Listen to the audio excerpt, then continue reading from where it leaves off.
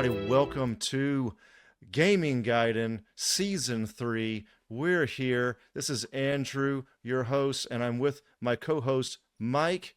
Hey, what's up? And we have a very special guest. We're collecting EGM people like Pokemon. Josh Harmon is here with us. All right. And Beautiful stuff. take it away with our intro, Mike. Our guest today is Josh Harmon, editorial director at EGM Media. Josh has, in his own words, spent his entire professional life in online media at every level from intern to editorial director. Now, after nearly 13 years with Electronic Gaming Monthly, Josh is working with his EGM co-editor, Molly L. Patterson, and a laundry list of contributors, including some of our previous guests, to bring you the EGM Compendium. Thanks for coming today, Josh. Yeah, thanks for having me. It's great to be here. I mean, I feel like you're talking about collecting EGM editors like Pokemon. I'm like what's the Magikarp? I'm Magikarp basically on the list of EGM people. I'm the lowest tier. I'm just here flopping around a little bit.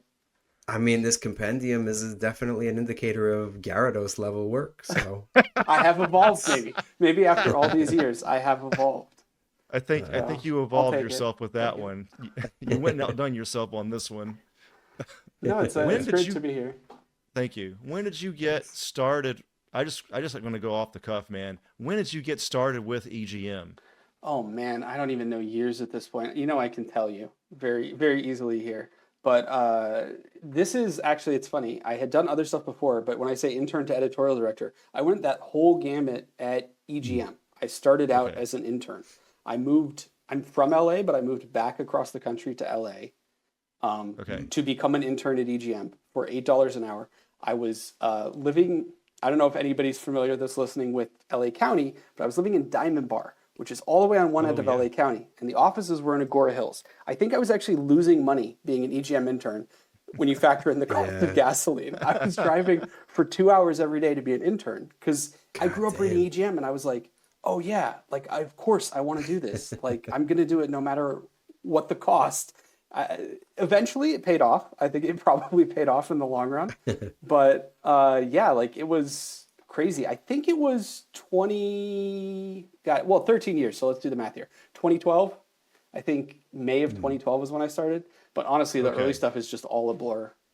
Because you come in and you're like in the office and they got the big magazine posters and like this isn't even the heyday. This is like after the reboot. After the reboot had turned over staff. I'm only in of the numbered print issues. I come in at issue 254, I want to say. Something like that. The one with Mario on the cover. And I kind of wrote it to the end. And then when we were online, I wrote that through. And then all the way through when the online kind of died down and we were doing a magazine for Walmart kind of exclusively, Walmart Game Center. And then back all the way up to, we're going to bring back EGM in book form. How are we going to do that? So it's been like a very, very long journey. You can imagine doing anything for 13 years is kind of like that. Yeah, definitely. So you're saying that the early memories of working there are kind of a blur. How about your earliest memories of reading EGM as a for sure. As a young one?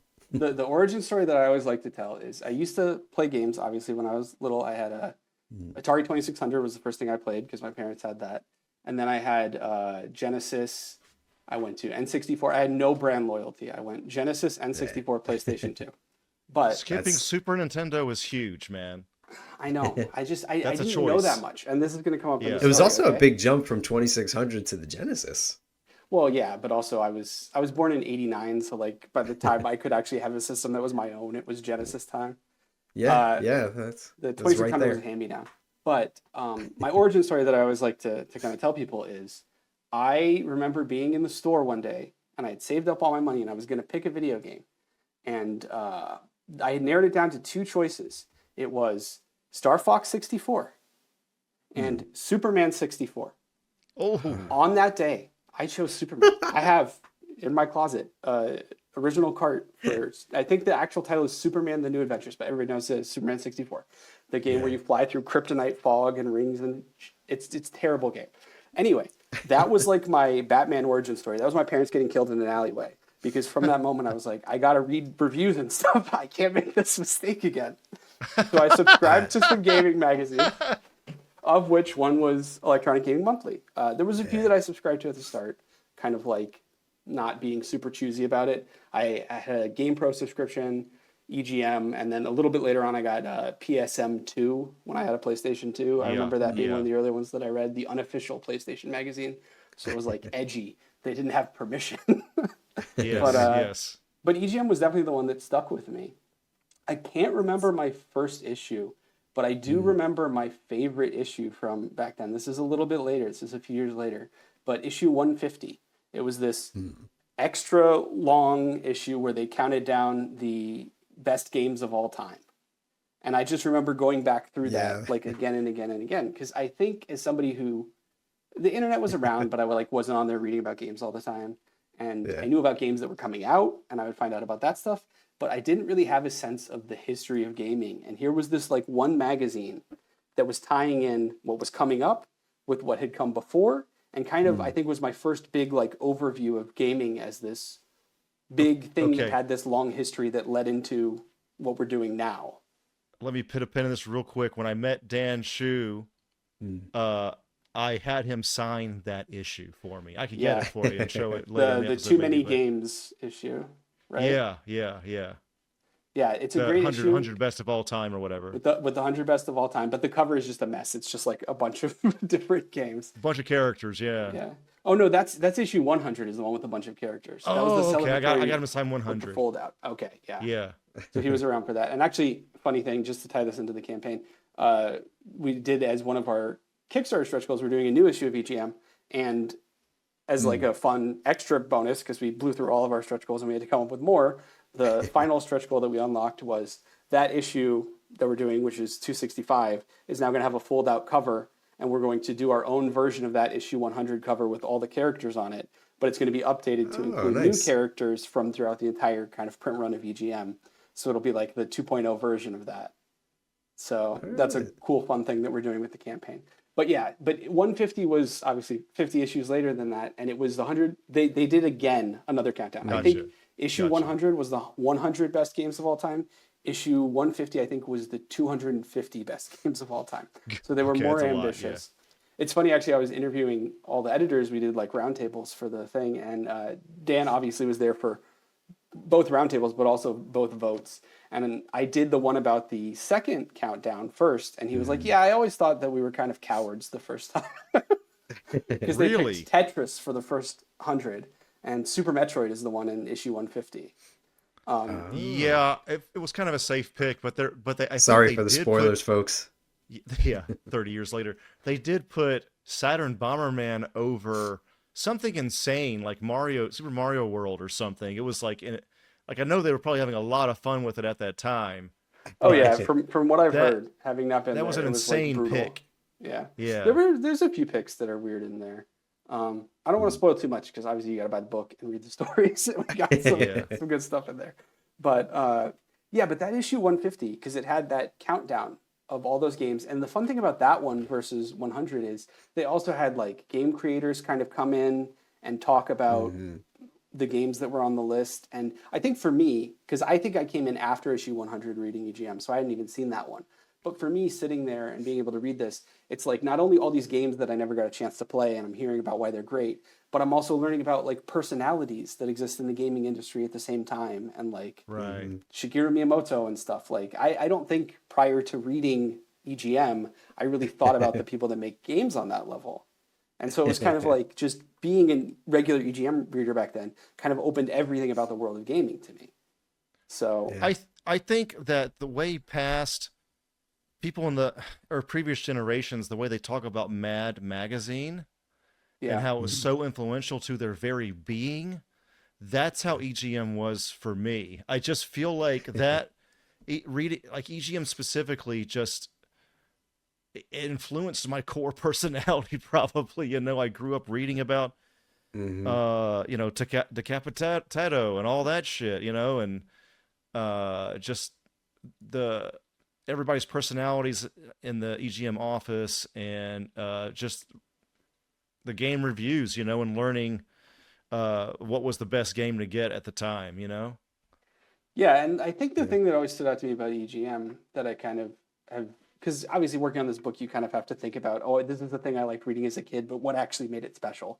Like you have to kind of What do you think about think it. made EGM so special? So the one thing that I've kind of latched onto when I go back and I think about it, and this isn't 100% unique to EGM, but think about other magazines that like have been long lasting and important. So there's like Edge, right? Edge is still going over in the UK. Game Pro obviously ran for a long time, but the thing that set EGM apart to me was every issue you got to see the people that worked on it. They had their little bios where they kind of conveyed their personality, and every review score was attached to a person. Now, obviously, Game Pro, the scores were attached to people too, but they were like weird cartoon characters, like this dragon, like thought the game had a fun factor of 5 is different from. There's definitely a difference there. Shane Bettenhausen or Crispin Boyer or Dan Shu, who you've kind of gotten to know in little snippets over time. They had specific opinions, and I think the important thing is, compared to something like Edge, they weren't speaking on behalf of the magazine; they were speaking on behalf of themselves as people. That you got to know over time. So they disagreed with each other. Sometimes they got into fights on the page of the review section. So you had to really think about who are these people that I've grown to know? How have they steered me wrong or steered me right in the past? Like, how do my tastes compare to theirs? Who are they as individuals? And it's fun because it really is, to me, the precursor to how people consume information about games now, which is streamers, right? It's a personality that you're following. Yeah. Like, everybody in the campaign is lamenting that like EGM is gone, but I think EGM kind of built the future that would eventually kill it. And that's especially true when you get into the one-up show days where they were doing like the very early version of video content that was personality driven and podcasts and all of that stuff. Like EGM saw the future way back then. It just wasn't able to pivot fast enough. And obviously everything's micro now. Like it wouldn't have sustained the same way. You have these like groups of streamers out there who are doing stuff, but it's not quite the same. The people that get the biggest are just one dude at their computer that's very entertaining. But I do think that EGM does deserve credit for maybe not like causing that directly. Who knows if any of those people were inspired by it. The technology certainly wasn't there when EGM was running, but I do think that it deserves a lot of credit for, as it evolved over the years, it really did see the future and kind of build the future of how people were going to talk about games and consume information about games. So I think that's what made it really special, because it was, and then obviously as it went on, it also felt like, to me, it was kind of growing up with me. Obviously, very early on, EGM was still a little bit edgy, but it was more kid-friendly, I feel like, and it was less serious about the world outside of gaming. But as it goes on, you see it start to engage with the politics surrounding gaming more. Like, I remember learning about Jack Thompson, who, anybody who's unfamiliar, this is a lawyer. He's an ambulance-chasing lawyer who tried to blame everything on violent video games, on Grand Theft Auto. And I remember like learning about, right? Lieberman back in the day. Joe Lieberman back in the day, and Hillary Clinton was upset about it. But EGM, but Jack Thompson was a lawyer who kept bringing suits. Yes, he was an ambulance-chasing lawyer. Yeah, he eventually got disbarred. He was based in Florida, but he sued multiple times. He sued over bully causing, and he just kept losing, obviously. But he would represent families of shooting victims and be like, video games caused this. And obviously that's not true. But the fact that I became aware about this reading EGM, like I understood about politics and how games like had a place in society that was evolving over time as they became more serious. And the quality of the writing improves over time. Like, not to insult the things that people were doing in the early days, because that stuff is great and it's very entertaining. But it was very much of the magazine format of that day. And then as tastes kind of changed and the audience got older, EGM was like, we can do longer stories with like more writing. Like, cover stories become features about going to see the developers and like learning about all of this stuff. You learn more about the process of making games through reading it. And so it really feels like it grew up with me and kind of made me more informed and taught me how to eventually think about games in like a really smart way that's not pretentious. It's still down to earth. The thing is, it's always like fun.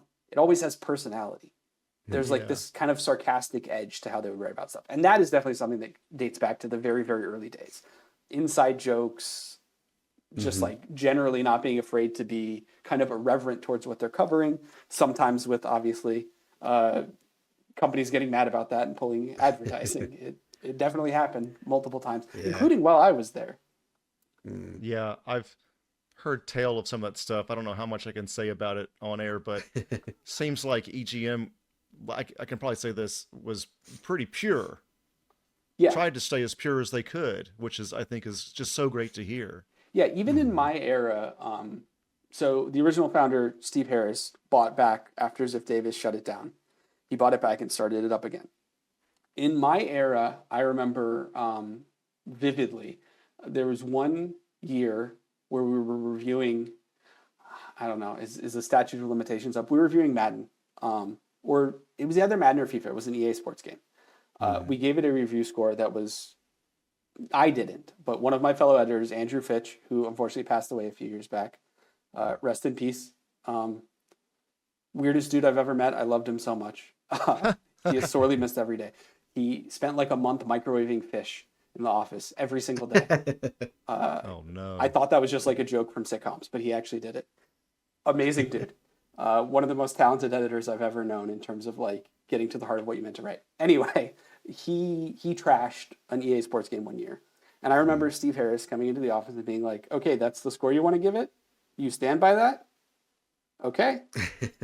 And we found out later that EA pulled a lot of advertising from us. Like, obviously that's their prerogative as a business decision. They don't have to pay money to be in the magazine if they don't want to, but there was no meddling. It was just like, are we sure we're doing this? Okay.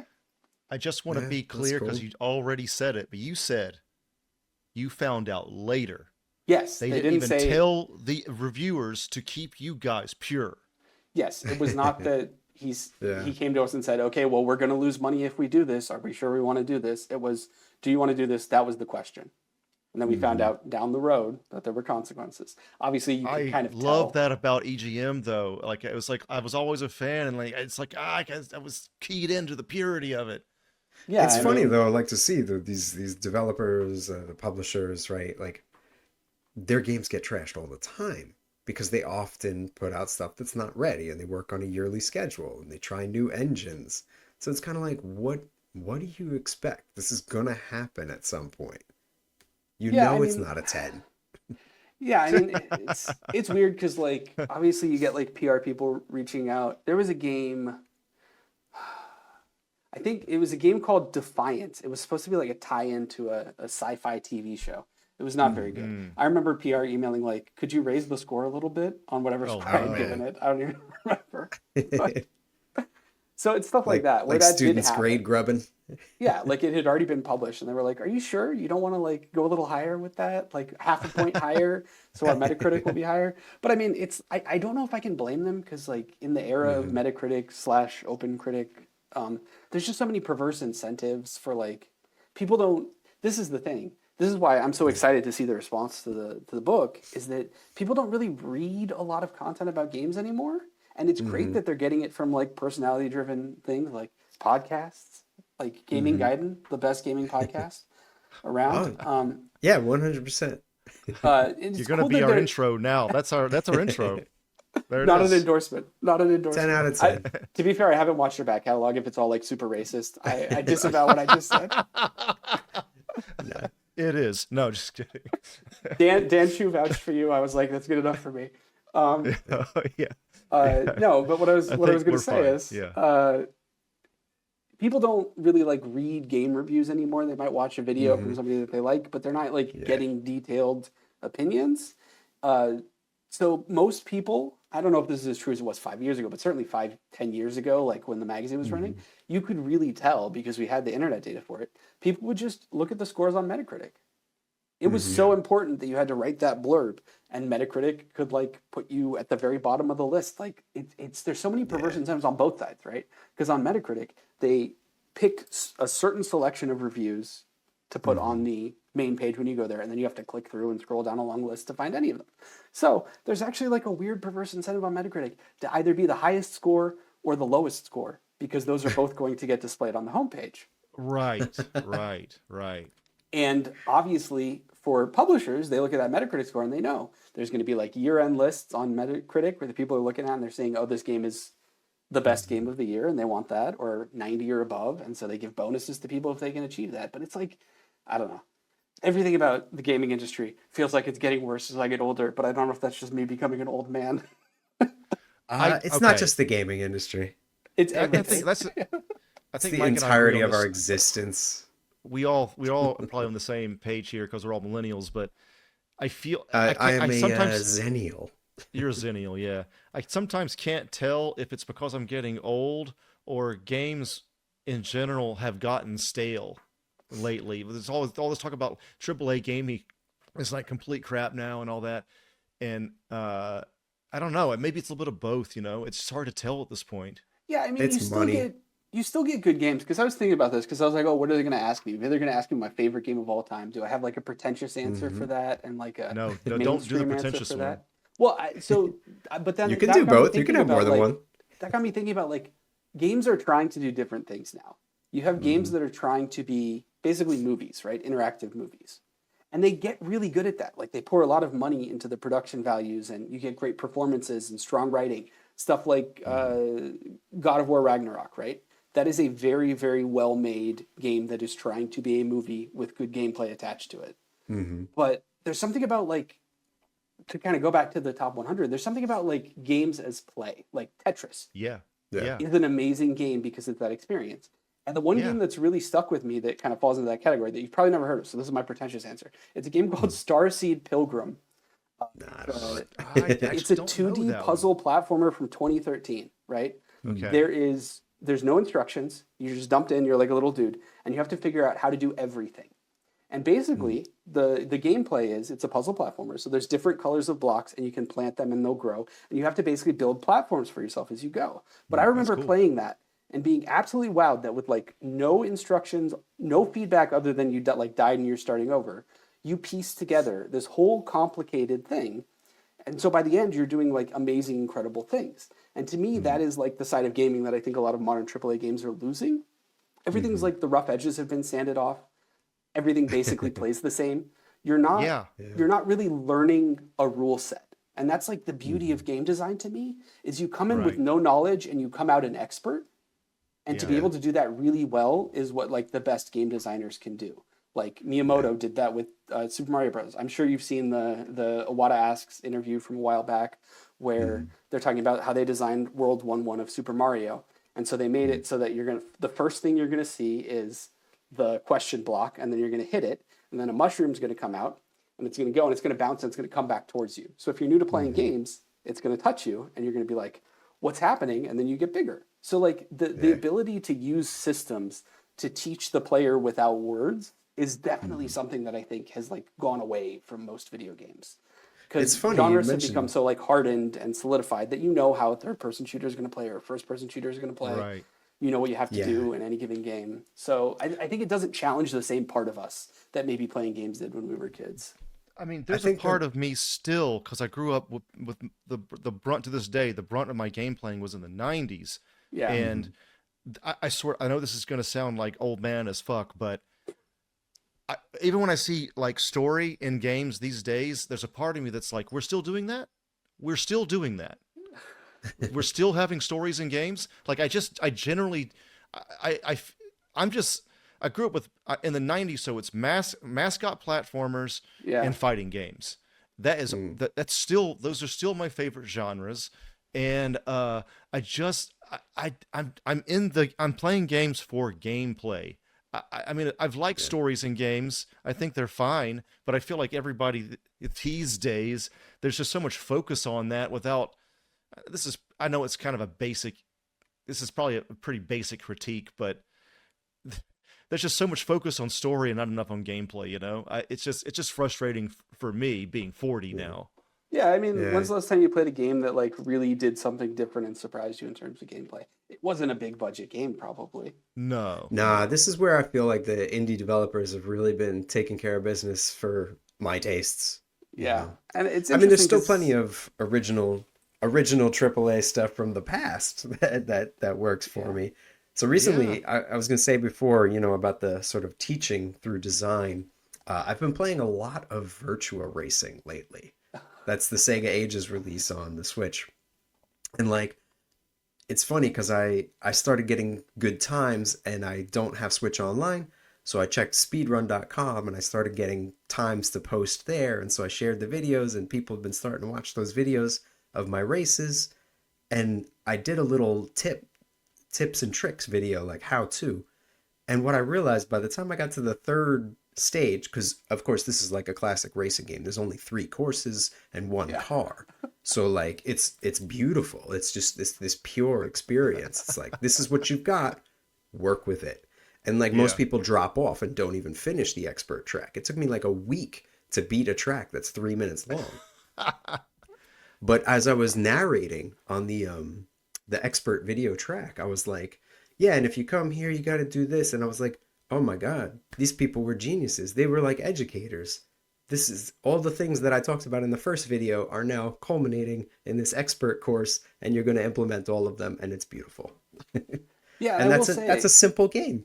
Yeah, it's simple games, but I will say that So is much like fun. the other thing that I think is like missing from a lot of modern games, why I think so many people have this like retro appeal, is there's not a lot of incentive to master something, because the game does not require mastery to beat. It requires base competence to beat. And I think the other thing that's like a weird incentive there is, yes, we have like more online leaderboards and stuff on games, but the problem you run into there is there's going to be somebody that's like this, or like speed running. There's going to be somebody that's like this freak where you can never actually even remotely match them. There are people, I just saw somebody beat all the From Software games at level 1 without taking a hit recently on Twitch. It's insane. Like when those people are out there and you have to like stack yourself up against them, there's no way you're going to do that. But I will say that, bringing back to one of my fondest memories of working at EGM, is we would get games early and we would have access to the leaderboard sometimes. And that's a much smaller pool of people. And I will say, one of my great prides was EGM would always be, during my era, we would like make sure we were at the top of the leaderboards on stuff. When Donkey Kong Country Tropical Freeze came out, I was at the top of the leaderboards. Even the PS5 free launch game, the earlier Astrobot, before the new one that just came out last year. I was number 1 in the world for speedrunning the entire thing before the game came out, so it doesn't count. Yeah, but that's like, awesome, though. but it's fun to have that, like, I need to master this. I need to like learn how to actually do this as a kind of incentive when you're reviewing something, to be like, I actually need to learn about the design to appreciate it versus just getting through it. Because most people want to just get through the game. And I don't blame them. But you do lose something when it's not like, that's why, speaking of From Software, that's why so many people are drawn to their games, I think, because they do require a much higher level of mastery to get through. Yeah. Now I have There's my own a different beef with kind of From Software investment. games. Yeah. I have my own beef with From Software games, which is I feel like it's possible to fully enjoy like Elden Ring. I had to use a guide to find out where stuff is, because if I didn't find the albino man in the village and get half of a medallion and then go halfway across the map and get the other half of the medallion. But I don't know. It's meeting people That was where the they only are, one I I guess. could play. I've tried other From Software games out the recent ones, and Yeah. I beat Elden Ring. It was very painful near the end, but I did do it. The only one I really like is Armored Core. Sekiro Well, is my yeah. favorite. Sekiro Shadows Die Twice. Like that is because that's more pure action, I think. Yeah, And I just love I love getting my ass kicked by a game, whether it's like on a leaderboard or anything, or just like the game is hard. I love that. I played the worst From Software game. I reviewed this in EGM was the Connect Steel Battalion game that they made. okay. Not good. Oh. Didn't I know don't- that was even released. Steel Battalion Heavy Armor. It shouldn't have been Okay. released because motion controls are not the way. It was like, because the old Steel Battalion, which is another one of my EGM memories, is because they kept bringing up the massive Steel Battalion controller with the 2 joysticks. It was like $200, and this is like 2003 money. So, Yeah. like $800 now. I don't know what the exchange rate is. I don't know how many eggs it works out to. One Inflation. egg. Yeah, it's 1 egg basically. But so they tried to do that, but it was all just like virtual stuff around you with no physical feedback. So I would like frequently accidentally activate the self-destruct. Oh my god, it's ridiculous. I mean, the beauty, I had Steel Battalion and I loved it. And I have another friend who really loved it too. And he went for the second game where they played online and he started getting good with that. I only did the campaign, But like the beauty of that game, other than just having that controller in front of you, was the sound of it. The clicks and the clacks. And when Yeah. you had to Right, eject, right. it was such a good sound. Even though I was like, okay, I'm bailing. This sounds good. When I Did gotta it flip up have? the little thing and Yeah, hit you the got to flip switch. up the thing. I was gonna say. I think I Yeah, remember from seeing it in EGM, you had to actually yeah. flip it up like on a fighter plane Right. So you to couldn't eject. accidentally Yeah, eject. which they should have really worked into the Connect version somehow. I think it was a Yeah. two-step process, but still, the hand tracking, not great. Yeah. I want to Take make away another. everything that makes that game special. It's, I want to make another old man gamer comment before we move on to the next topic, but I just want to get out of my system. What the fuck happened to power-ups? When was the last time you saw a game with like actual power-ups? Coming Doom from mascot Eternal. Doom Eternal Doom has Eternal. power. I guess yeah, that's like first person you like could you go to the old standby, Super Mario Wonder. I mean yeah, that too, but like Altered Beast, they're literally getting Yeah. jacked each time, and like Turrican, Super Turrican, and all that. It was it was like so many power-ups you could get, and then I just feel like a lot of that's lost. Like Symphony of the Night, Castlevania Symphony of the Night. I mean, Yeah. that's a Metroidvania thing, so it's slightly different. But you're becoming Mist. You're a wolf. You're a bat. I want to be different things in a game, and that I This is feel where like that's not Nintendo. happening anymore at all. That was transformation was fun. It is fun. Where did that go? I feel like that's a long lost thing in gaming. Yeah, I think in most AAA games it's not there, but if you stick with Nintendo, you got it. Princess Peach Showtime was tons of fun. It's a quick 5 hours of like all different types of action, including a ninja form. I had a I'm good time not with against that. that. I haven't gotten that yet, but I mean, Yeah. I check it out for I sure. got it from the especially if they have library. power-ups. Oh, really? That's awesome. Yeah, yeah. Yeah, All I right, just kind of anybody who's miss that. watching, I'd make a want like game a that's game only that's not made power-ups. for kids. Yeah. Not necessarily made for kids, but has power-ups, like Soul Yeah. Reaver again, but with mascot platformer type power-up mechanics or something. I don't know. I think But that'd be for cool. adults, so you like turn into a tax return, right? Like stuff like that. So- You turn into a something. mortgage. You have Maybe. gained existential dread. You have gained weight. Yes. That's what I want. Every time you get hit, you lose hair. Like that's the Yeah. way it works. Oh man. Oh shit. Anyway, enough complaining about old men. Ask me about the book, I guess. Yeah, let's Well- go. Okay, yeah, I got it out of my system. So yeah. So No. I mean, me this too. is Don't worry. so you have started the most successful Kickstarter of all time in this category? No. Well, yeah, it depends on how you slice it. So, Okay. gaming book, yes. The previous record for a gaming book was, and I was like, before we launched, I was like, no way in hell are we getting that high. But it was, I think it's the World of Warcraft Diaries. It's a developer who worked on World of Warcraft, put together this awesome book, like no shade at all. I feel bad taking the reins from him, but I think that was at like 5 something or just below 6, I think. We're at like 1.4 something million. So that was 600,000. We were like 1.4 million. So by far most successful gaming book in Kickstarter history. In the nonfiction category on Kickstarter, it's number 1 now. There are some, if you go to like all publishing, there's some that probably should have been classified as nonfiction, but aren't. But we'll take number 1 nonfiction. That's a good bragging right to have.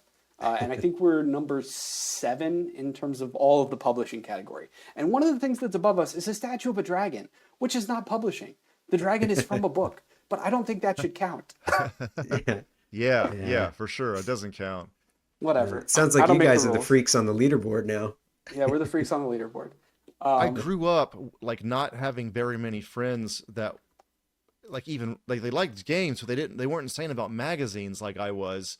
And especially like EGM love, I didn't find anywhere. I mean, Mike's there, but I met him in my adult life. Like I only met like a few people in my entire life that like EGM this much, very few people. And to me, it was amazing seeing this Kickstarter be so successful. It's like, God, I wasn't the only one, Yeah, obviously, like in its heyday, it had hundreds of thousands of subscribers, right? I think like 350 or something back in the day of people paying to read EGM. And obviously that was churn, so it wasn't the same people through all times. I think reasonably, if you count the international editions and stuff. There were millions of people who were touched by EGM, read EGM, subscribed to EGM. Because that's just subscribers. That doesn't count newsstand sales. It's people that just go and see it in the store and pick up one every now and then. Yeah, I was always a newsstand type. Yeah. Definitely. So how did this thing get started? Well, I'll get to that, because what I wanted to say is like, okay, when we're thinking about doing the project, right? We're like, are people going to want this? Like, do people still care? And I remember like we're debating, what do we do? Do we do, if we're going to do like an EGM book, like we're going to, next phase of EGM is maybe we can do a gaming book and see how that goes. We're like, okay, do we want to make it about like a franchise, or do we want to make it about, one of the ideas we're throwing around is like, oh, we could do like a collection of the best years in gaming. So we would just like kind of hone in on 2007 or 1997 or any of these years that had like really landmark releases, and kind of get into the history there and follow the biggest games there, like past and before and after, kind of, that came out of that moment. But then at the end of the day, we're just like, well, if we're going to do an EGM book, let's do an EGM book. Like, let's make it about EGM. But that was like a little bit scary, because if you're saying we're doing a Call of Duty book or something, right? You know that there's a built-in audience there. If you're saying you're doing an EGM book, like, how many of those people were actually passionate about EGM versus just getting information about games? Like, who's going to come out for this? It's going to have to be like at least $50 probably to make like a good quality hardcover book and ship it to people, because we didn't want to make people pay for shipping in the US and Canada. So we had to kind of like build that into the price of the book. And so it was like, it was scary. And we're sitting there and we're like coming up with stretch goals, and we're like, what's like the impossible number where if we hit that, one, it would make financial sense for us to do a new issue of EGM, but also like it's a reasonable outside goal for us to do. And that was 250,000. Our initial goal for like, we're going to make the book was 35,000. Which was like, obviously you want to hit that initial goal when you do a Kickstarter, but that was like, okay, that shows that people are interested, and we'll probably go a little bit above that and kind of recoup our costs. Because we worked on this for a year without knowing. We were just like, what are we going to have to do to get this book together, to get a Kickstarter launched, to put it all together? I had no experience doing anything with Kickstarter prior to this.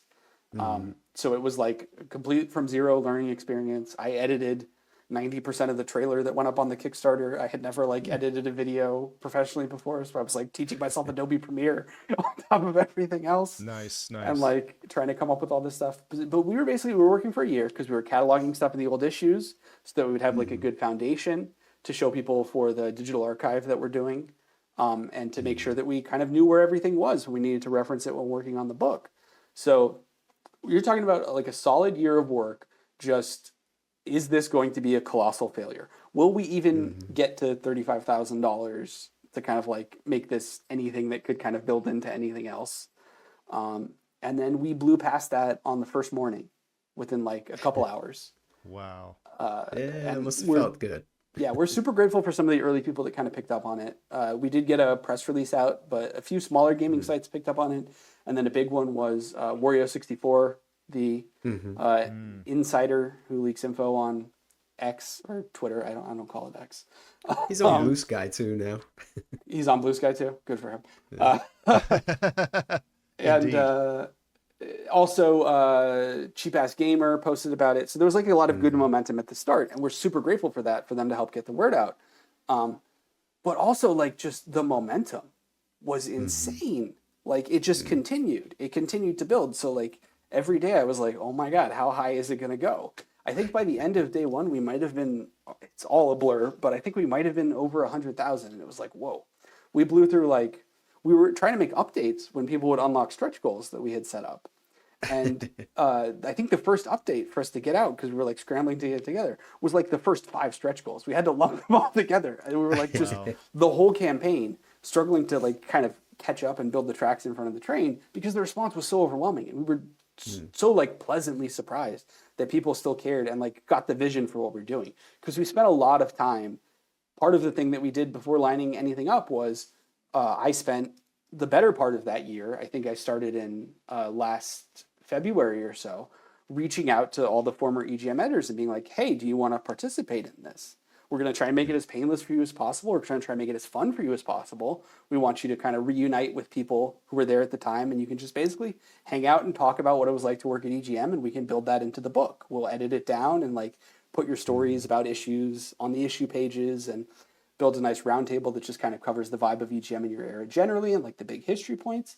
But that was terrifying to me because this is like, yes, I wrote for EGM, but I wrote at the tail end. I didn't overlap with these people. These people were my idols. And so I had to spend forever just tracking down as many people as possible. And I remember I reached out to Dan Shu on LinkedIn, and like a few weeks passed and I hadn't gotten any response. And I was like, oh man, it would not feel right to do this book without Shu. He was the longest serving editor-in-chief of the magazine. Like he was such a clear voice editorially for what it was going to be. Like I would feel terrible. It turned out, because I eventually got somebody else that I was talking to, I believe it was Milkman, James Milky, to reach out to Shu on my behalf. And he was like, oh, no, he just doesn't check his LinkedIn very often. So Shu was on board and like helped connect me with a bunch of other people. And it like really built over time. But we wanted to make sure that everything was kind of like buttoned up. And we had as many of those old classic faces that people know and love on board before we launched the campaign. So that was a lot of extra work. And then it was like, okay, how are we going to conceptualize the book? We got to put some preview spreads up to kind of show people what we want to do. So we worked on that and did all that. And we really felt like we had a clear vision for what this book could be, and that it was going to be true to like the spirit of EGM, and even like the copy on the Kickstarter. We had to be like a little funny and a little sassy in some places to make sure people knew we got it. So you do all that for that long, and then you turn it on, and then boom, it worked.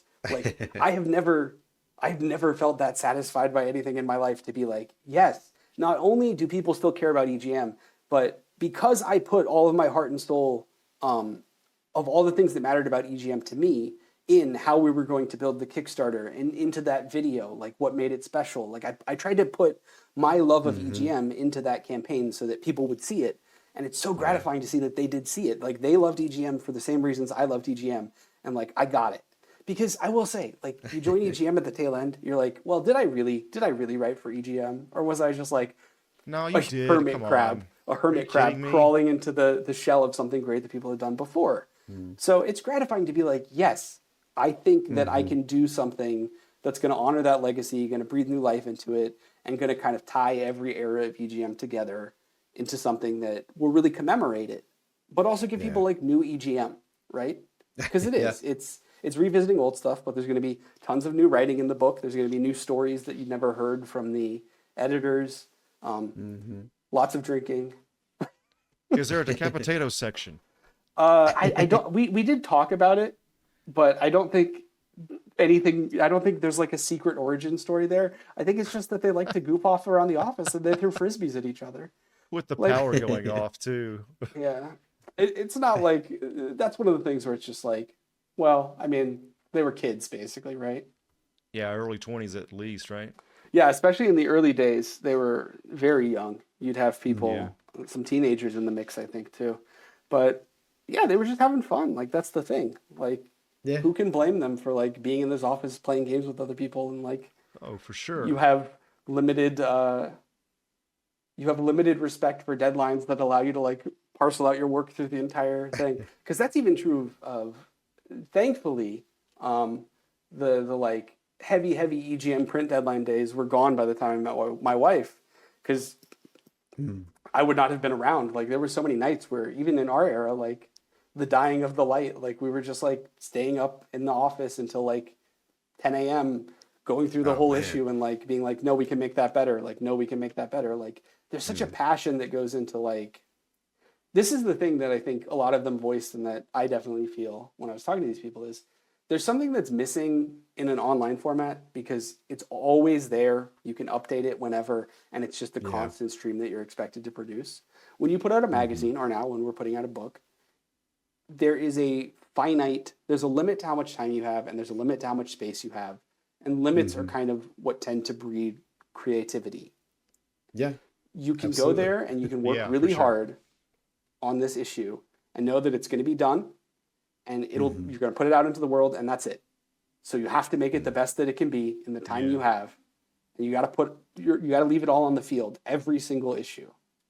And like, that's gone now. Like I like online. Don't get me started. I started in online before I got the chance to work at EGM. Like it's good. It's fun.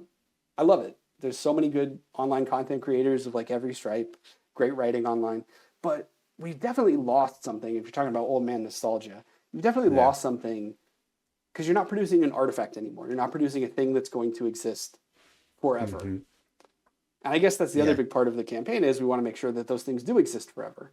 So we built this digital archive. It wasn't just we're going to do a book. It's that, well, we also want to preserve as completely as possible, make it relatively accessible. It was a $10 add-on on the campaign just so that we could cover the cost of hosting it, not a subscription. You can buy it once and have access for as long as we can keep the servers online, which I hope is the rest of my life. And then you see every issue of EGM. You can read it online. You can download it in PDF form and read it at your leisure. But the cool thing that we really wanted to do is it's not just PDFs, because you can find those questionably legal on other sites. We went through and we said every single time any game is previewed, it is now its own entity. So you can click it and see all the times it appeared in EGM on a list. Oh, wow. You can do a full search engine. So if you just want to type in the name of a game, we did that for franchises. We did that for the people that wrote articles, which not all of them are attributed. So it's tough. There's been a few where we found out from people that they wrote them, and then I added the attribution. Phil Theobald wrote an article under the Sushi X alias called Sushi X's Guide to Domestic Violence. It was about fighting games getting home ports. But I was talking to him, and I asked him if he ever wrote anything at Sushi X, and he brought up that I was like, "Did you write this one?" And he was like, "Oh yeah, that was me." So I'm making him own that. Dan Shrew wouldn't tell me who Sushi X was. This is Andrew learning about Santa Claus. So I mean, you're gonna have to read the book, but we'll get into it. Sushi X was not one man. Let's say it was not one person. I figured that was the case, but it was never been confirmed until now for me. I didn't want to trust some rumor website. I know. It's hard. But we'll get into the identity of Sushi X, or the identities of Sushi X. But I wanted to ask you something about that with the digital archive. Did you guys have you collaborated with the Video Game History Foundation on this, or yes, we is actually that entirely separate? Okay. So they helped us out with a few things, right? So we're sourcing, obviously, unfortunately, we do not have a complete collection of the production files from throughout the entire history of EGM. So we're getting the best versions we can from multiple sources. Some of these are publicly available scans that we are going through and we're treating and we're cleaning up, because obviously some of those scans are bad. Some of them are magazines from our personal collection. I sacrificed one of mine to be rescanned so we could get better quality. And then the Video Game History Foundation helped us source the highest, because they have mint copies of every issue. They helped us source the highest quality scans of the covers. So we want, like, and we're doing other stuff with the covers. We have one of our rewards is a poster. If enough people want to buy it, we're going to do a shirt with EGM covers on it, which I think is absolutely garish, but people seem to love it. I do not like all over print shirts like that. I love a Hawaiian shirt, but I don't like comic book cover shirts or EGM shirts. But I'm the same way, but I know people definitely like people love it. Garish stuff. Yeah, so that's one of the things that we added on BackerKit, because our BackerKit survey went out. And by the way, I should say, if anybody is hearing about this for the first time and is interested, you can still do it as a late pledge. We're leaving that open for as long as we can so more people can get in. You can go to egmcompendium.com. We'll redirect you to the Kickstarter, or you could just search for EGM Compendium on Kickstarter, whatever floats your boat. But you can still get in. The initial campaign period ended, but we've seen such long tail of people still finding out about it and being interested that we wanted to keep it open, because look, I don't get the money. It's not greed. I just want more people to read about it and enjoy the product. I came in on the late pledge part. I came in 2 or 3 weeks ago and finally got mine. I think I found out about it a little bit late. The algorithm should know me, and it should have told me about this sooner, but it came in late for me, I guess. But I got the $70 pledge. Yeah. Well, I mean, I feel like we should comp the book because you had me on, but we'll see. It's cool. No, don't worry about that. But when you have a Kickstarter quite this popular, is it a full-time job? I will say we've been really kind of lucky because we went with BackerKit, who handles some of the support requests. But I will say, I still get a ton of emails sent to me because at some point the fastest way for me to do this is if you have a problem, just email me. So right now I am juggling responding to people's customer service requests on the Kickstarter, with working on the book, with finishing up the digital archive, because we're aiming to launch that first. We don't have a hard date yet, but we're putting finishing touches on it, and we really want to get that out to people as soon as possible. But yeah, it is a lot of work. I have to do a lot of things at the same time, because like this whole project has just been like, it's a relatively small team working on it. We have some designers that are helping us, but in terms of like the actual writing and kind of organization and project stuff, it's me and Molly L. Patterson. So yeah, it's us. Like she's doing God's work building the compendium site from scratch, basically. I mean, it's based on WordPress. No website is like from scratch, but there's been so much customization kind of put into getting it to do all the things we need to do. So she's been doing God's work on that. I've been doing a lot of the interviews with the old EGM people, which is great. Like we're going to divide labor. Like that's my dream. I want to talk to all those folks to get all the stories and stuff. Awesome. But yeah, and I'm like the public voice on Kickstarter. So when people are upset, they're complaining at me. So I got to get on there, respond to emails. Yeah. I think in the past, I think I'm at like 300 emails I've responded to in the past week from like people just having requests, which is a lot, but also like, because I set up the backer kit and everything. So like, I'm like in it on the Kickstarter side. It's a lot, but it also means that I did a pretty good job setting up the backer kit because we have 17,000 backers. So for me to only have like a small fraction, it seems like a lot. And it's a lot of work to like make sure that everybody feels loved and respond to the emails quickly and like attentively and not let that get out of hand. But it's not as much as it could be. If we had done a terrible job setting everything up, I'm sure there would be like 15,000 people emailing me. But Kickstarter has been kind of all over the place. Sorry, real quick. You're doing this on top of a day job as well? So this is my day job. I'm still with EGM Media. This is just the project that we kind of focused on. So this has been my day job for the past year. But I do also have a 2-year-old. So, you know, that's a full-time job too.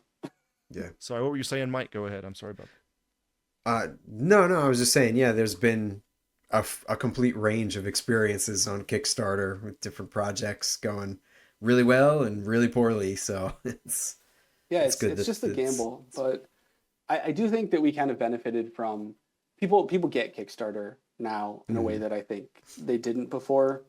Because we didn't have to worry about like, oh, is this a scam or anything? Like people know Kickstarter is just kind of an alternate way to kind of pre-order something and then guarantee that somebody knows there's enough interest in the product to make it. Yeah. And in our case, there was more than enough interest, but it probably wouldn't have worked. Excuse me.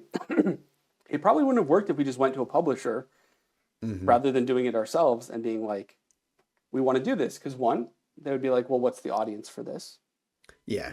And two, they would want it to be like mass marketable. Like going back to the conversation about like what kind of book do we make? I don't know if they would have been like, well, if you're going to do a gaming book, just do a gaming book that we can sell to everybody. But going through Kickstarter really allowed us to like focus on people who care about EGM. And we're so thankful that there was enough of them. Like each and every one of those people that backed it, like gave us enormous strength, especially in the early days to know that we're doing something right. But it really means that we can make a book that is exactly what we want it to be, which is a love letter to EGM in which you will learn about gaming history along the way. So if you're just interested in gaming history, like there is that avenue for you to do that too. We're going to cover a huge swath of stuff because you're talking about 25 years basically. But it is exactly what we want to do with it. So that's like so cool to just get that validation and be like, yeah, go for it. Yeah, I have some interest in learning about. Actually, Mike, go ahead. You go ahead. I was going to say, like this goes back to the idea before what we were talking about with the games and them being sort of bland today in a lot of ways, not really trying new things, and it's a lot to do with that financial risk. And like everybody wants to make big money when it's these publishers because they're dealing in the millions and billions these days, you know. Yeah. But when you're on a smaller scale, people who just enjoy things and love things, they're very happy to work with thousands. And the fact that you hit over 1 million is incredible, but like obviously your initial target was 35,000 and that would have been fine. Yeah, it would have been fine. We probably would have had to recoup some costs like selling other copies of the book on Amazon after, but like that was like where we're comfortable with, we should go ahead and do this. Now it's a situation where we're like, okay, we can really put a lot of money into making every aspect of this the best that it can be. I think one of the most exciting things for me, because this was the stretch goal I was pushing for, because it was like, okay, this would be super cool, is that we're going to do another issue of EGM. And it's not just we're just going to do another issue of EGM. We have an open invitation to everybody who has ever written for EGM to come back. Now, we're not getting ahead of ourselves. We're not doing any editorial planning on that until after. I'm not going to make any announcements about people that have already agreed to be on it, but I will say there is at least a few names that people will be excited to see.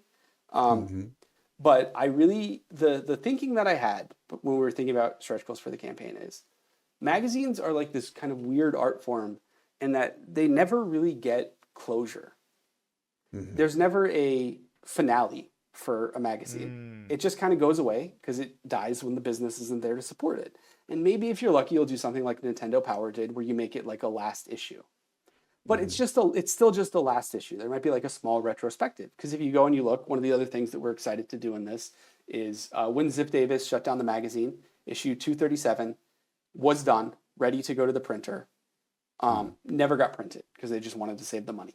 We are printing that for the first time. That's an optional bonus that you can get on the Kickstarter. That's pretty awesome. Because we want that to be out there for everybody that has a collection of all the EGMs on their wall. We want them to be able to finally fill that spot for 237. Because when it started back up, it skipped 237 because it was done. They went to 238. So they kept that spot open. They didn't overwrite it. It was still a part of EGM history. And it was done, and we have the original production files. And you go through and you look at that issue, and they knew the writing was kind of on the wall by that point. There's some stuff that's kind of like, oh, we're having to hurry to kind of make this a send-off to EGM. But what we can do with 265, it's still going to be coverage about new games, but we really want to make it, and again, not getting ahead of ourselves because we haven't started yet. We want to make sure the book is done. We don't want to keep people waiting. But my kind of vision for when I initially pitched this is it should really feel like a season finale on a sitcom, you know, where maybe the character that left 5 seasons ago comes back and like you get closure for everything and everyone. Yeah. So we really want this to feel like all eras of EGM that we can gather up, kind of combining to join forces to make this thing that is going to be a capstone on the concept of EGM as a monthly print magazine. Because, let's be honest, monthly print magazines, there's not a market for them. There's a handful left. The biggest Game Informer just shut down last summer. Like, it would not be probably reasonable for us. Who knows? I'm not going to speak to any future plans because we haven't made them yet. But it probably wouldn't be reasonable for us to put out a monthly issue of EGM again, even with all the love that we're getting. Yeah. So I really wanted to be able to do like, okay, we're going to do EGM 265. If it leads to something else, that's great. But if it doesn't, then you get this like wonderful kind of warm and fuzzy feeling of like, this is the ending that EGM always deserved instead of kind of just fizzling out as magazines do. That's awesome. Yeah. I think my first EGM, so I was born in 84, Power Rangers comes out in 93. I'm 9 years old. I think the Power Rangers video game was on the cover of one of them. I think I had this vague memory of this. If you'll forgive my eyeline breaking, while you share this story, I'm going to use the EGM Compendium to attempt to locate the issue that you're talking about. The Probably digital 93. archive, rather. 93 or 94. Let's I see how long think, it takes anyway. me. There was something Power Ranger related, I remember. And that's what got me started reading EGM. So my entire time was, I think mainly the brunt of my reading was like 93 to 99, maybe. Maybe I went into 2000, I can't remember. But by the time I was getting to high school, I started to taper off a little bit. But yeah, but I would say like I do have some interest in learning more about the time before I jumped on. Like when did it start? 89, 88? 89. So if you joined in 94, I don't think there was ever a Power Rangers cover. But I remember some Power Rangers coverage I remember, but maybe, I don't know. Yeah, there was coverage. It might have been a smaller thing on the cover. Yeah. But there's definitely a few issues was it on the Genesis? Do you think the Power Rangers Genesis I would game? say Super Nintendo probably. Okay, that narrows it down because look, I can search for Power Rangers and I can also then narrow the search by platform on here. Nice. Oh, that's awesome. That's really fun. So EGM 62, September 1994, there was a review of SNES Mighty Morphin Power Rangers. In June of 94, there was a preview, which might be what you're talking about. So I think issue 62. Well, that sounds about right. Or 59, I think. I think the June is where you came in. Something like that. And on the cover, it says Previews Power Rangers. So this is it. It's a Virtua Fighter cover. all the like Yeah. super polygonal Virtua Fighter characters, Yeah, and it says yeah. previews Power Rangers. Yeah. Nice. That's probably it. Yeah, that sounds like a lot of Yeah. fun. I'm Yeah. actually really looking forward to playing with the archive. The digital archave is Yes. my kind We are of thing very to proud mess of around with. It's very cool. We're putting finishing touches on it now. We're rethinking the like viewer that you use to like read the actual issues to make it a little more Yeah. full featured. Hmm. So we're just fixing the bugs on that right now. But it's very cool. Did you name 'Cause- the eras like the Dan Shu era or whatever? So in the book, that's how we're going to do it, because we have all these different roundtables. And what we did for those roundtables was we wanted it to be not just like a hodgepodge of people. We wanted it to be kind of focused groups of people who all worked together at the same time and could share those memories. So Right, obviously, right. Dan Shu very graciously agreed to do 3 different roundtables for us because his tenure was so long. Yeah. But Yeah. we have it kind of broken down for the early days and then the John Davison / Joe Funk era, because there was this Okay. kind of middle ground before Shu took over as EIC, and then Shu was EIC in Chicago, and then he was EIC in San Francisco, and Gotcha. then Milkman was, and then we rebooted it. So we got these different groups of people together and talked, and it was so funny because I scheduled everybody for like an hour, because I don't want to take too much of their time. I think the shortest one we did was 90 minutes. Most of them were like 2.5, 3 hours for these. Wow, that's awesome. Because people wanted to share these stories and like have them recorded, and they just wanted to reconnect. Because that's the thing. Yeah. There's so much camaraderie between these Yeah. people, and it's kind of like mind blowing to see some of these people have gone on to do such wonderful things in the world of gaming. Like, not only am I talking to Dan Shu and Christian Boyer, who is working on games these days on the other side of things, and Dan is as well, more on the business side. But like Brian Intihar, who wrote for EGM in the 2000s, the early 2000s, and now is the creative lead on like Insomniac Spider-Man games. It's like, That's awesome. it's very cool to see what these people have gone on to do. But not just that, but when this random person reaches out to them, they're like, yeah, I'll make time because EGM was that important to me. Even these That's people so who have awesome. very serious jobs nowadays. Yeah. Brian being just 8-4, one the example, but The guys from 8-4 too, the translation company Yeah. in Japan. That's EGM related as well, which is Yeah. I love that. I love that exists.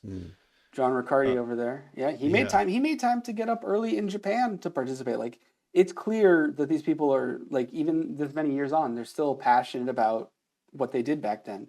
And the chance to like honor that and reconnect with people, like the response was beyond what we expected. And they were so gracious with their time, and we're like so grateful that they shared so many amazing stories. So much so that like I don't think we can fit all the good stuff into the book, but we are exploring options for how other people might be able to experience that. But I can't say anything just yet. EGM 2, the compendium. It's a little bit more cool than that based on some of the requests we've gotten. But oh yeah, that's the other thing is other stretch goals are we do have EGM 2 is going to get added to the digital archive. Not at launch. We wanted to kind of like get everything tested with the initial issues. We have to go through and index EGM 2. But that'll be a little bit faster than doing EGM because EGM 2 was, at least for most of its run, mostly like strategy guide focused. For a lot Man, of trash talk. Um, I always but- remember trash talk. we will index the sections of that, but it's like the big issues of EGM when you get into that, and it's like there's all these news, all these previews, all these reviews, and we want it all to be like reflected. So when you go on the digital archive site, like news is the one thing where it's like, well, we can't make a dedicated page for every single news story because there's like 18 news stories on a page. Yeah. But you can go to the news section, or if you're in search, if a game is in news, it will be mentioned in the search. So like that's the other thing that we're doing now to kind of finish that up, because we put that till the end because it's such a big lift, and we're like almost over the finish line on indexing all the news. But like, so if a game got mentioned in the news section, even if it's the only time the game got mentioned, if you do a search for it or you look at the franchise that it's in, it will show up there.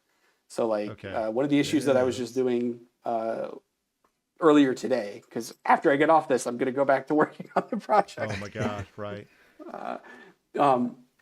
Was a Lord of the Rings game that never came out. I think maybe the only mention of it, I'm going backwards at this point, so maybe there was a mention in the issues before, but the only mention of it was in the news section. But now that's indexed, so like you can find out about that stuff. There's so many games that just never came out, and Yeah, Duck The Man. only, yeah, like there was my favorite like little thing, and I made a joke about this in the like sample article that I put up. I don't know if you can read it very well in the preview, but as a sample for what would be in the book, I did a little feature on something that was like near and dear to my heart, which was extreme sports games. So like the Tony Hawk games and all that stuff. And it was so cool because at that point to like go into kind of the data and do the kind of thing that we're going to do throughout the book, when you get a chance to read it, you'll see stuff like this, is you can write about things with the benefit of having all of the data in EGM like fully indexed in such a cool like overarching way. So one of the things that I was like really excited to do, because I knew just off the top of my head that extreme sports games were a huge fad. They peaked. There were so many copycats of Tony Hawk, and then they dipped off. So what I did is I went through and I found every extreme sports game, and I made a chart of how many times extreme sports games appeared in EGM. And it's crazy because you can see Tony Hawk comes out, and then there's this parabolic rise, and then it hits a peak, and then it drops off, and there's a little bump for Skate, and then it's like dead. It's dead now. But when you have all of this data, like it's such an enormous wealth of data that's in here, review scores, like all this stuff that you can just like dig through because we've fully indexed it. It can make a better book, but also like if you go on the digital archive, you have access to pretty much all the same information and tools that we had when we're building the book. So you can like find the thing that tickles your fancy and like really dive deep and get into that. So this is the coolest thing I've ever worked on, the digital archive thing. That's awesome. Because it wasn't even something that we planned on doing at the start. We were just like, if we're going to make the best book possible, we need to know everything that was in EGM. And so let's get that data together. And then my co-author Molly at some point was like, well, if we have this database of everything, we've basically built a website that you could use to browse all of EGM. So why don't we just make that website? So that was one of the things that came out of that like year where we were working stealth on this, is we could do it so that everybody can kind of enjoy the same broad overview that we have. And it's really cool. It's just, it's, I don't know how to like sell it on people other than like, you'll be in there soon. It is a matter of weeks and not many at this point. So if you're interested, go ahead and back the campaign. There's a add-on, or if you get the higher tier version, you can, it's included in the little bundle. And you'll be able to get in. We're going to send out codes via BackerKit, and then you sign up for your account and enter it like a Steam code. And then you can kind of poke around in there. And hopefully it doesn't blow up on the first day. That's the other thing that's terrifying. Well, yeah. We're doing our best. That's why we replaced the viewer, because we wanted it to be like more robust and like not hopefully going to collapse. But that's the thing. I will say, candidly, gamers, not the most forgiving people when it comes to launch day. Sure. No, still some hurdles left. It is definitely to be expected. I wouldn't be surprised. I wouldn't be upset, but yeah, I know a lot of people. No. I mean, because even you mentioned the Video Game History Foundation, they got their kind of version of this, which is cool, and it's great because they have all these other different magazines. But just to be clear, that is a different beast than what we have. They have a basic text search. We have, we're going to have text search inside the issues, but it's basically like all hyperlinked. It's like you can navigate each issue like a website. You'll go on there, and you will see a page for each issue that lists all of the, it starts with the letter from the editor, the insert coin letter, and then it lists all of the previews along with platforms. It lists all of the reviews that are in the issue with the scores and the editor who gave it that score. And then there's the masthead. So everybody who works on the issue, front and center, like gets their credit, even if they were just an ad salesperson, because those people made EGM what it is. And all of that stuff, with the exception of the masthead, is also a link, and you click that link and you go right into the entire issue, but it's flipped to the page that content is on. So, and when you're there, you'll see, okay, this is the issue I'm in. These are the game, the franchise, all that stuff. You can click that. It'll take you to a list of articles. So it's like you can navigate it like a website that is connected up to the entire catalog of EGM issues. Will we be able to smell the Earthbound ads? We're working on that technology. I don't think it's going to be ready in time for launch. But we might introduce a new final tier for the Kickstarter where we will go to your house and provide you smells while you're reading those issues. That's what I want. But that is the other thing. We are keeping the ads there. So if you like want to see whatever weird gaming ads, there were some weird ones, man. Yeah, it is funny how much I'll look at current ads and be like, God, they're so annoying, they're so awful, and then show me ads from 10 years ago, and I'm like, what an interesting historical artifact. Because the thing is, they're passive. They're not like interrupting your experience. You have to choose to look at them. But one of the ones that keeps coming up that I think is hilarious is there was an ad for Virtua Tennis where it was like, I think the point of the ad was that you can play tennis at home without having to go to a locker room full of sweaty, naked old men. But the ad was sweaty, naked old men. Yeah. So like full butt exposure. And then at some point, I guess they got enough complaints that they covered up the butt with a towel. But it's just so funny because the ads themselves also kind of tell a story. Yeah. Especially about like time. tastes and stuff. Like I love the 90s ads that are like just fisheye lenses and like really aggressive fonts and bright colors. It's just like you can tell as you go through it, like how the broader culture is changing. Like I'm not aware of any other kind of project that's like this, that's putting this level of care into like preserving a magazine and making it like explorable. But it is so cool, even if it is out there, like there should be more of this. But it's so cool to kind of go through because you just get this like window into history on like every front. Yeah. It's what people were cool with, what they were passionate about, like month by month throughout this long span of history. And it's just been super eye-opening for me to kind of like ingest all of that. Yeah, one of my favorite things about looking at old comic books too is seeing the old ads for video games and other random things. I'm sure you go back far enough, there's like cigarette ads, right? You got to get the kids started young. Probably. Lucky Strike Jr. Is there a section where you're like, you go over like the first review ever at EGM? And the first review ever is not that exciting, but Klaxon. The last review ever is not terribly exciting either. It's just, I don't know. I can tell you, it's very funny. I know the first 0.0 in EGM. What was that? Mortal Kombat Advance. That was Shu. He gave Really? Mortal Kombat Advance a 0.0. I don't think I knew that. That's cool. To be honest, I don't think I knew that 0.0 was an option. Because when I worked for EGM, I wanted the worst of the worst games because that's a fun experience too. Like not the stuff where they clearly worked hard and like they poured their heart and soul into it. The stuff that was like a cheap cash grab or like the publisher releasing something that they should have canceled. But one of my favorites was Ride to Hell Retribution. I don't know if you're familiar with this. It was supposed to be like an open world game. You played as a biker. It was supposed to be like an open world game. They previewed it in a bunch of magazines and then they just released it as a linear game, but like everything was broken. There was cover shooting mechanic. It was like a third-person shooter. But when you were in cover and you shot your gun, it would just shoot into the cover. Like it didn't actually do anything.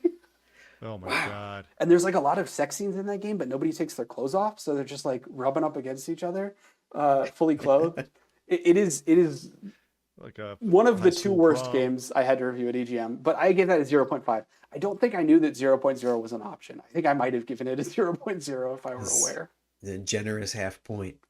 The generous half point. I felt like that was as low as I could go. I guess it was possible to complete it, I guess. I don't know. First review ever in EGM to answer your question, because I feel compelled because I have all this power at my fingertips to not leave you hanging on anything. Let us know the secret knowledge. That's not so secret. You're going to have to give me a moment because they are on the main page. They are alphabetical.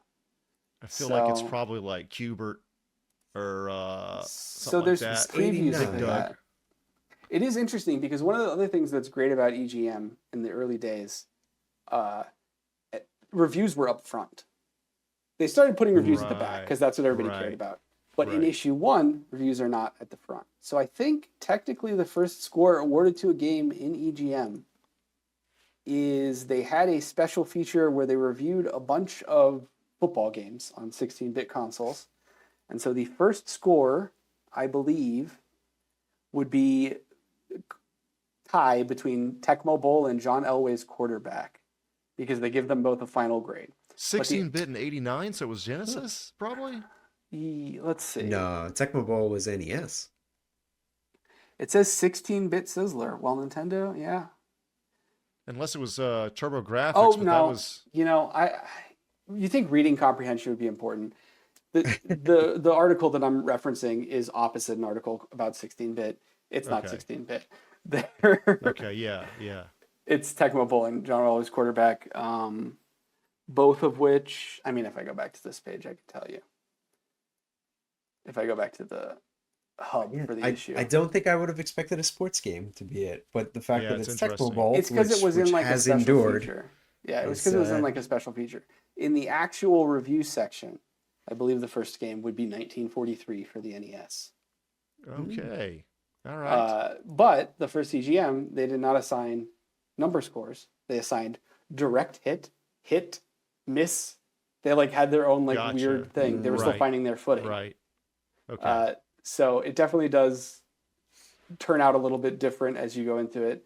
And we built actually, as one of our stretch goals for the campaign, there's a separate page that you don't need the special access code to access the full archive to view, but it is just every review score in EGM. Huh. And so we did our best to respectfully harmonize, because there was a wide variety of review scores that appeared in EGM over the years. They at one point switched to letter grades. So A+ down to F. There were some games, usually sports games, that got a percentage score out of 100. So what we did is we looked at, on the letter grades, we looked at the issue before. They had a, here's what our review scores mean, and then the issue after they had. So we translated those as best we could. So now you can compare every single review across every era of EGM on this one page to see what the highest and the lowest was. And we kind of like normalized it to a score out of 100, and then converted it back down to a 10-point scale. I will say, we were fudging a little bit on the direct hit. I had to just guess what those things were. But I wanted them to kind of be in the mix.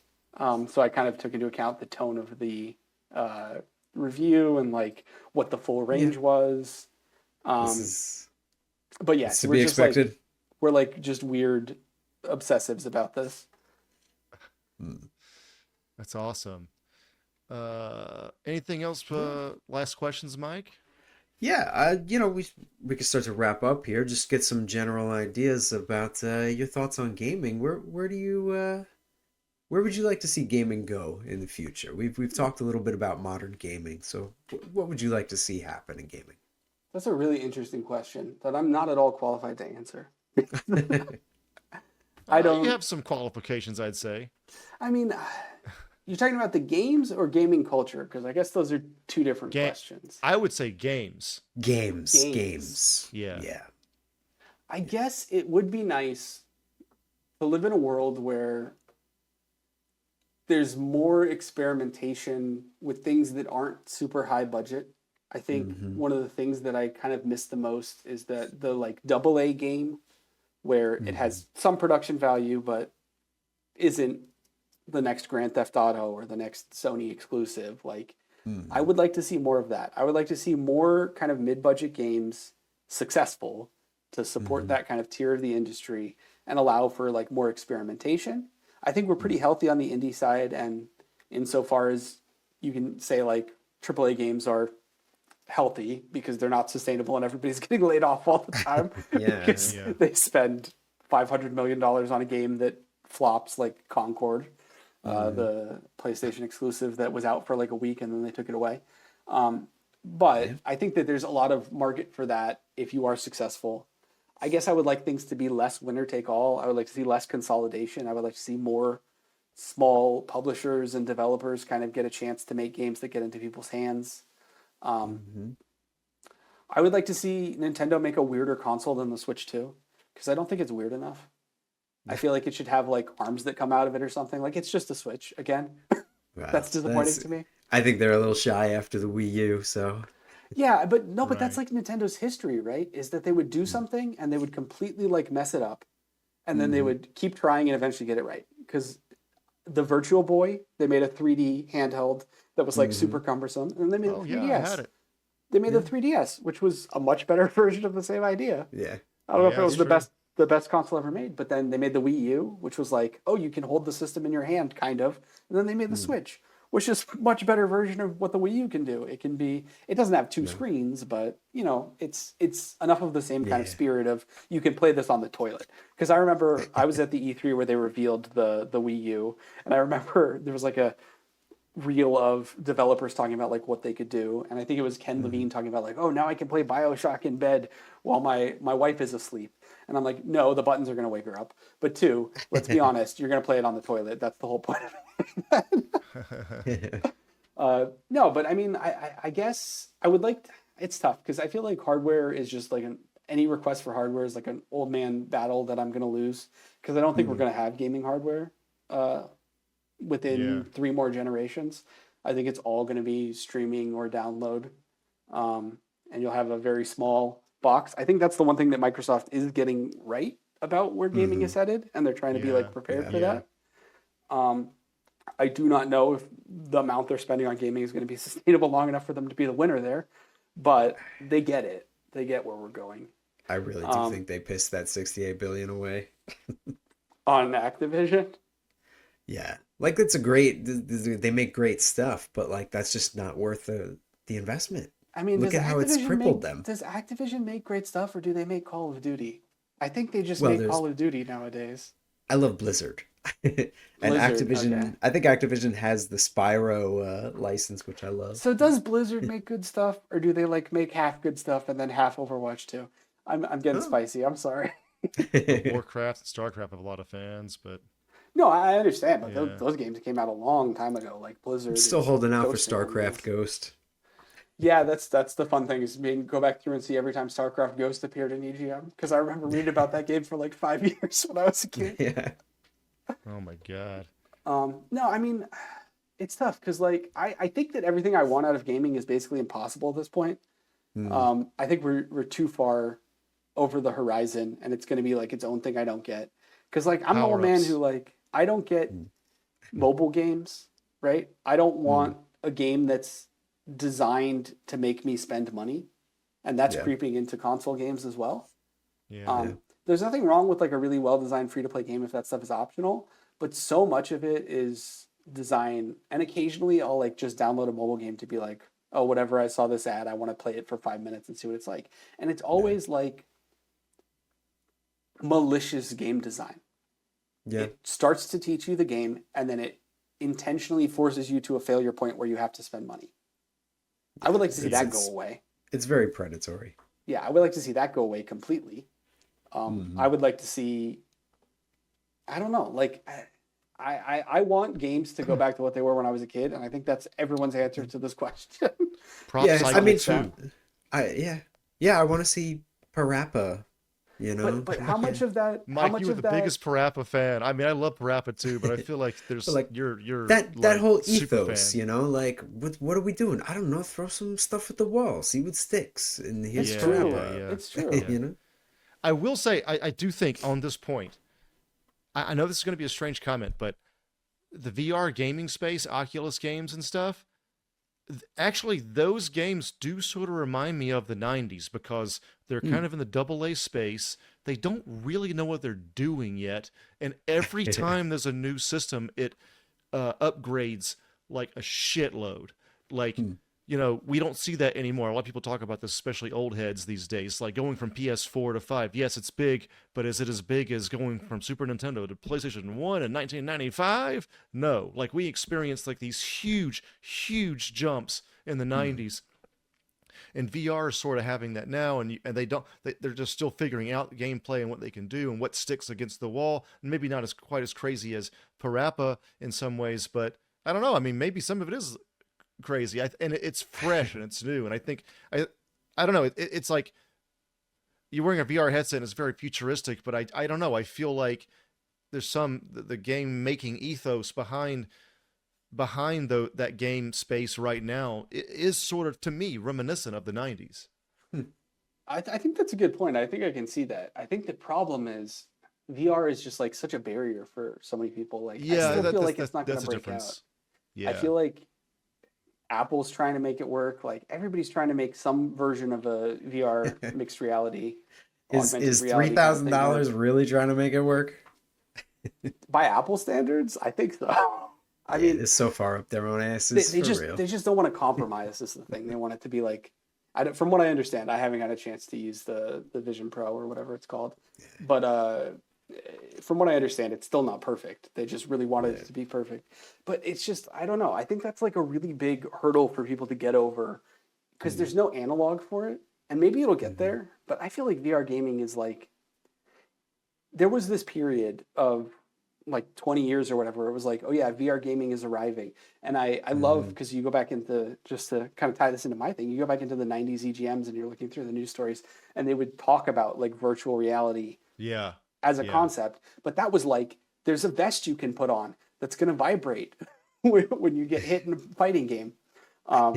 Yeah. But that was virtual reality, right? Like, but there were headsets back then, and like you would get like articles about what's the future of gaming, and they would talk about the headsets. It was always like on the cusp of arriving, and I feel like this might be another false start. Like, I don't know if the industry can sustain. Well, well, VR gaming's too expensive. People still get sick, and you know, I know this is going to sound some way, but there's some studies that people talk about, like women have some aversion to it because of their hair and makeup, and so like that's another barrier, that people have to consider, and things like that in the VR gaming space. So yeah, there's I don't feel like it's ever really going to take off until that thing is some sunglasses you put on and some earbuds, and then you know what I mean. If that headset turns into that, which it probably will eventually, when it gets to that point, then I think it truly takes off. I just want to make sure I have you clearly, Andrew. You're saying that women, because they're too vain, are killing the future of gaming. I just want to make sure we get to that point. Exactly. Exactly. Let's put that on the cover, man. Is this a Manosphere podcast? Is like Andrew index that? It's a Rogan thing. But that's I thought when I heard that, I thought that was interesting. No, totally take the point respectfully. It's just the internet, so everything's going to get taken out of context. I just want to get the jump on that. Get you canceled. I know. Yeah, let's get me canceled immediately. It's fine. I'm canceled before I'm known at all. I think you're right. I think the problem is, does it get to that point is the tough thing, because it requires so much additional investment to get the technology there that I feel like people might just give up, because who knows what Zuckerberg's doing these days. Everything, like all the heat went from metaverse. Like I remember a few years ago, all the heat was on metaverse, and then ChatGPT comes out, and now all the heat is on AI. That is another thing I don't want to see in the future of gaming, because Microsoft just announced today, I believe, that they have like this AI that will let you prototype a game. And the training data set for this AI is Bleeding Edge, the not successful Ninja Theory like online brawler. I'm like, why didn't you train it on a good game? But anyway. Yeah. That's ridiculous. The point is that it's supposed to like help prototyping rapidly. And I was talking to my friend, Chris Holsworth, who also worked at EGM alongside me. That's how we met and became friends. We were both interns in that era. But we were talking about it because he works in the game side now. I don't know if I'm allowed to say what games he's working on, but he's writing for video games now. He wrote on Call of Duty Black Ops 4, 5, whatever one we're on now. He wrote on that Call of Duty game. And now he's working on a different project, not at Activision. But we were talking about this, and like, yeah, you can say that maybe in the short term, using AI for making games for like concept art and stuff, it's just about letting people get to the point where humans work on the games faster. But do we think, given the history of gaming businesses, there's not going to come a point where they're just like, well, we don't need the people anymore for some of this? Yeah. Oh, well, yeah, definitely. I don't think any billionaire has ever said no to making more money. That's all I'll say. Obviously not. There's definitely that side coming, I think. Yeah, and I think that's going to be like, this is the thing. It's like you talk about what I want from the future of gaming. It's just me belly aching because it's like everything's going to get worse. But you know where the future of gaming, where the beauty of gaming is preserved forever, is in a wonderful book you can buy called the EGM Compendium. There are no microtransactions. We might talk about microtransactions, but you won't have to pay anything. You'll just get all the warm, fuzzy memories of all the games you loved playing. Sonic, Mario, all your friends are here. Cloud from Final Fantasy. Is Bubsy in it? Bubsy is gonna be. I put Bubsy in the trailer for the Kickstarter. I love Bubsy. When we were online only, I launched. It's funny. I was like spearheading. Oh, I want to like find a new way for EGM to kind of stand out in the online space. And so I was like, it would be cooler if we could publish one in-depth feature about something in gaming Like, we'll do the news, we'll do the reviews, but like a reason to come to the homepage every day. Let's not overextend ourselves and try and be Kotaku or Polygon or any of those things. Let's do one really cool feature a day that like gives you a new way to think about something in gaming. So we'll find like a specific angle and we'll work with freelancers and like just build this so that every weekday you'll get something new. And it was great. I loved doing that. Unfortunately, we launched right before the pandemic. Oh man. So there was some that did not last as long as I would have wanted it to. But I did have the pleasure of commissioning a piece about Bubsy. Wow. And it was fun during that era too, because like this is just how extra I am, and I think this comes across in the Kickstarter and what we're doing with the book. But when people would send us articles about like older games, I would get them through emulation, and I would take my own screenshots so we could have like the best possible visuals for that article. And I had to actually play Bubsy 3D for the first time for that article to kind of do it. That is not a good game. It was very unpleasant to play long enough to get screenshots. Yeah. But I love the cover of EGM where it's Bubsy on the cover of EGM, and he has a speech bubble coming out that says, "Holy hairballs, I'm on the cover of EGM." Oh my God. It's definitely a vibe. Where can you, what are your plugs other than the book first, but then personal plugs, anything like that? I don't know. If you see me, shake my hand. I don't have anything else going on. This is my life right now. I'm getting off this call. I'm going back to work on the book. Gotcha. The archive. But yeah, just go to egmcompendium.com or type it into Google if you can't spell compendium. You don't have to read to get the book. There'll be lots of pictures in it. Don't worry. That'll redirect you to the Kickstarter if you want to get in. Oh, losing my voice a little bit.